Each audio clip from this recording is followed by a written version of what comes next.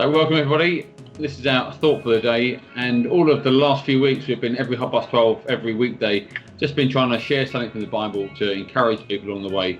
All of last week we spoke about the gospel, we talked about why it was good news, and this week just want to change track a little bit and just interview some people from our church community about how God has worked in their lives in various ways. And so today we're going to be talking to Sharon Pearce. Hello, Sharon. Hello. Yeah.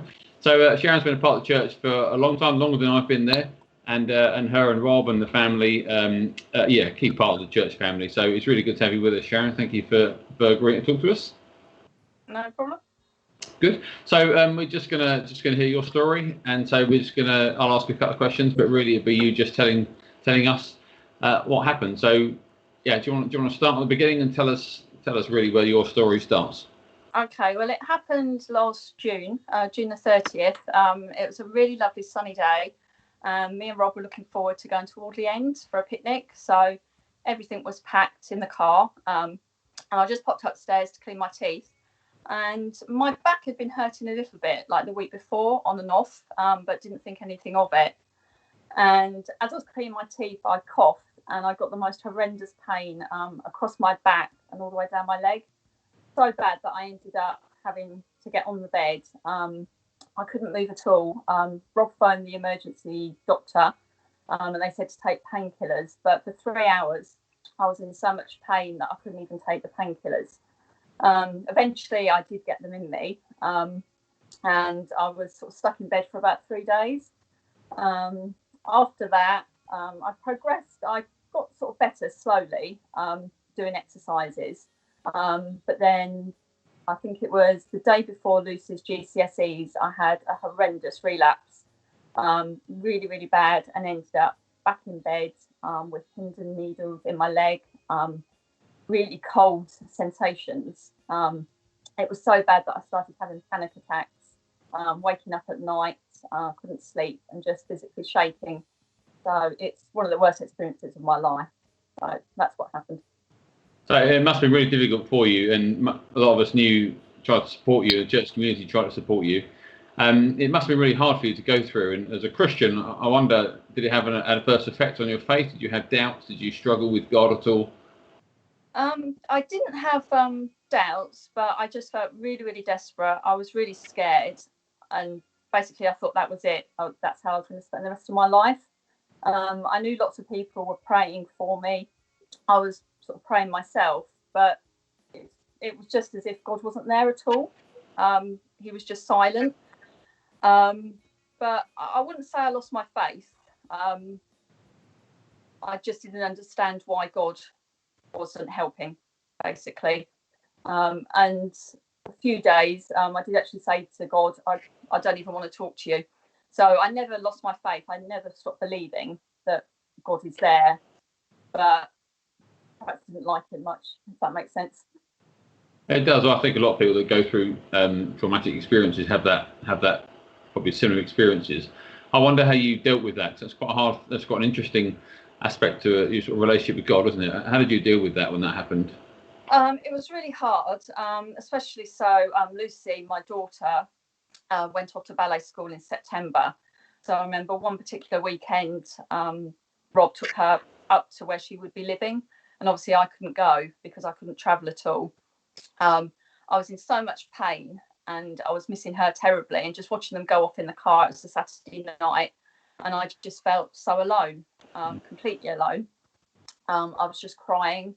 It was as if my whole body was shaking. I felt like my heart was breaking.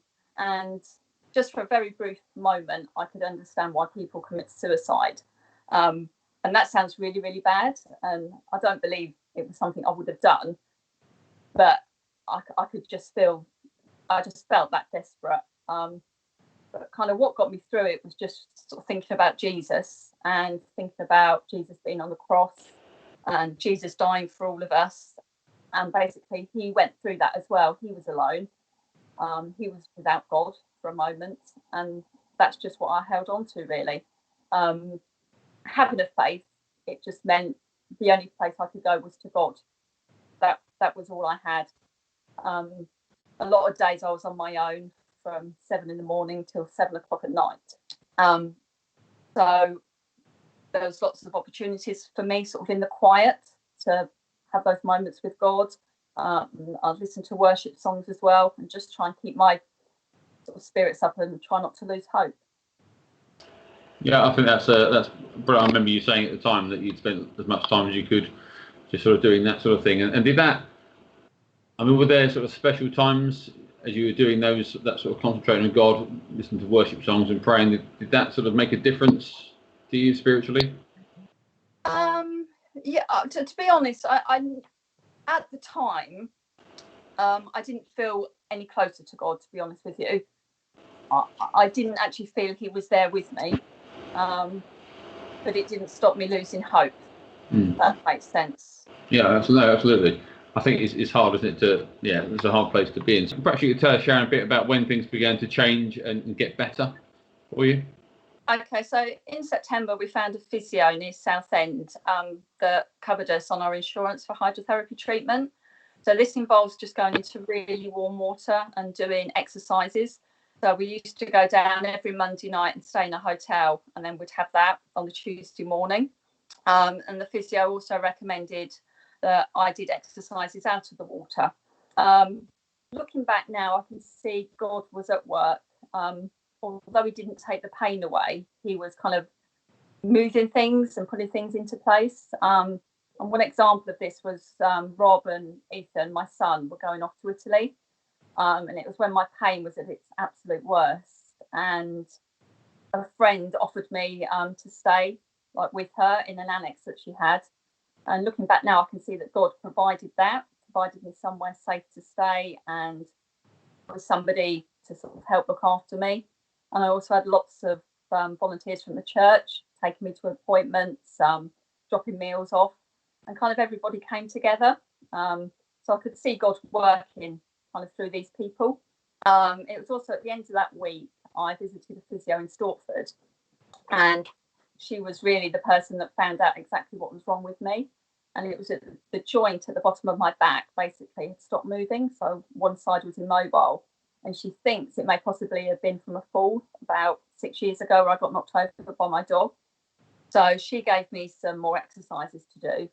And also the physio in Southend just kept saying to me, however much pain you're in, just keep exercising, just exercise through the pain, and that will get you better. So my goal was to be back into church by Christmas Day, and I actually did better than that. And I got there the weekend before. I was actually at the carol service, which was like a really big sort of milestone to be back there for that weekend. And I know from everyone at church, we were over the moon when you were able to come, and it's been wonderful to have you back ever since, really. So it's been and it's been lovely to see you come out the other side of it. I think everyone could see how much pain you were in, how difficult it was for you, and I think everyone would agree you've been fantastic through it, really. So just thinking of sort of now from then onwards, so really from Christmas to now, really, how have things been, and how's it changed you spiritually, do you think, in that sense? Yeah, no, it's been good. I'm not fully 100% there. I would say 95%. I still have a little bit of pain here and there, but I do have days where I'm pain free. But it's not debilitating pain. I think those people that saw me at the time, I think some of them described me as kind of looking grey. I no longer have that. I can drive. In January, I got back to work, obviously, because of the lockdown. I'm not at work at the moment, but I've got back to my 20 hours a week. I'm able to go to the supermarket. Can't carry heavy bags, but I find a way around it. Sort of put the bags in the boot and then put the sort of shopping into the boot. And looking back, I think my Christian faith is a lot stronger. I've come out the other side with a closer connection to God. When I read my Bible now, I just feel as if God is actually speaking to me. And it's strange, really. I've always felt like I had a really deep faith, but now I can actually see God in everything. And I feel like I can see eternity, and I know who God really is. And I never thought, not that I'd want to go through this again, but from what I've experienced like now, it was kind of worth it, if that makes sense. I'm really grateful for all those little things that maybe I wasn't grateful for before. just like peeling potatoes and washing up, washing the kitchen floor. But yeah, most of all, I'm just so much closer to God. But at the same time, I feel sad for those people that haven't got a faith, that don't know about Jesus. And it's given me a greater desire, I think, to want to talk to people and to be more open about my faith. That's it, really. That's brilliant. No, it's lovely, and it's really wonderful to sort of see you come out the other side, and it's really encouraging to see and hear the obvious effect it's had on your faith as well. And I think a lot of people that might watch this that are currently going through difficult times, I think it would be really encouraging for them to know that actually, God does have plans, and God is sovereign over even our worst moments, and He can bring us out the other side and bring a real good, good things out of it as well, which is obviously experience. So, yeah, that's really lovely.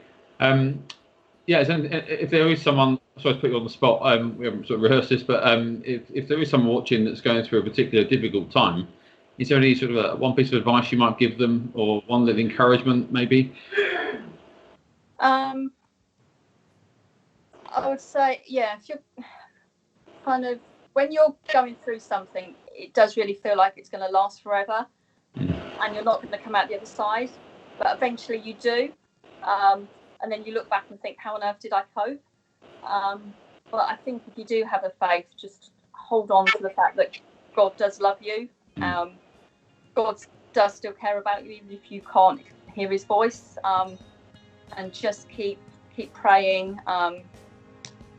Keep reading your Bible, and just remember God always works for a purpose.